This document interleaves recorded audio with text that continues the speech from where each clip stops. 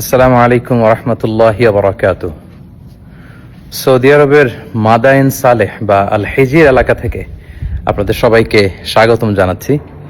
আমরা প্রায় আজকে মদিনা থেকে 350 কিলোমিটার পথ পাড়ি দিয়ে মাদায়েন সালেহতে এসে পৌঁছেছি। এখানে মূলত সামুদ জাতিগোষ্ঠীর বসবাস ছিল, যাদের হেদায়েতের জন্য আল্লাহ তাআলা সালেহ আলাইহিস সালামকে নবী করে প্রেরণ করেছিলেন। এবং সামুদ জাতির বৈশিষ্ট্য ছিল তারা পাথর বেষ্টিত এলাকায় তাদের জনপদ ছিল এবং পাথরকে খোদাই করে, পাথরের মধ্যে শিল্পকর্ম করে, খোদাই করে, ডিজাইন করে তারা পাথরের ভেতরে তাদের বসবাস স্থাপন করেছিল।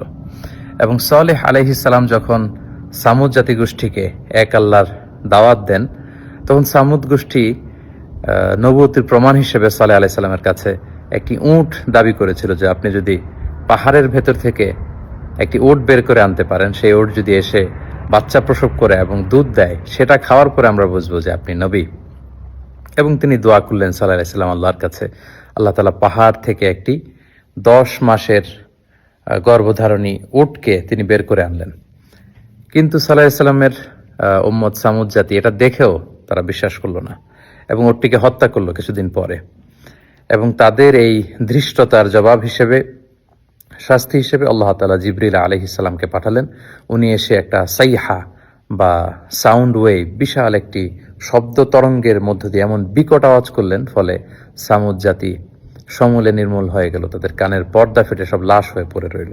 এবং সালেহ আলাইহিস সালাম পরবর্তীতে মুমিনদেরকে নিয়ে মক্কাতুল মুকাররমাতে চলে গেলেন। প্রিয় সুধী, এই হিজির এলাকাতে যদি আপনারা আসেন, বা যেটাকে মাদায়েনে সালেহ বলা হয়, এখানে বিশাল বিশাল পাহাড় দেখা যাবে, কিভাবে পাহাড় খোদাই করে তারা তাদের বসতি নির্মাণ করেছিল, কিভাবে তারা এখানে ছিল। এবং ধ্বংসাবশেষ পরবর্তীতে এখনকার যে পাহাড়ি অঞ্চলটি কেমন, সেটা দেখে আসলে আমরা অবিশ্বাসীদের যে করুণ পরিণতি যুগে যুগে হয়েছে, যারা ধৃষ্টতা দেখিয়েছে আল্লাহর সাথে, আল্লাহ রাসূলের সাথে, আল্লাহর বিধানের সাথে, এবং যারা সীমা লঙ্ঘন করেছে, তাদের পরিণতি কি সেটা কিন্তু আমরা বুঝতে পারি।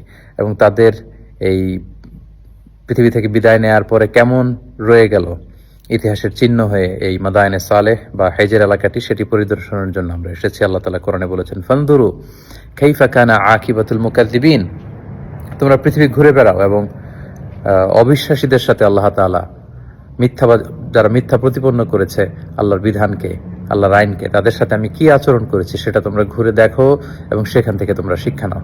আল্লাহ তাআলা আমাদের সবাইকে অতীতের যে জাতিগোষ্ঠীকে আল্লাহ তাআলা পাপের কারণে ধ্বংস করেছেন, তাদের এই সমস্ত ধ্বংসাবশেষ দেখে আমরা যেন শিক্ষা হাসিল করতে পারি, সেখান থেকে আমাদের নিজেদের জীবনে যেন আমরা পরিবর্তন আনতে পারি। আল্লাহ তাআলা আমাদের সবাইকে সেই ব্যাপারগুলো বোঝার এবং আমল করার তৌফিক দান করুক। সৌদি আরবের মাদায়েনে সালেহ এলাকা থেকে বিদায় নিচ্ছি। আসসালামু আলাইকুম ওয়া রাহমাতুল্লাহি ওয়া বারাকাতুহু।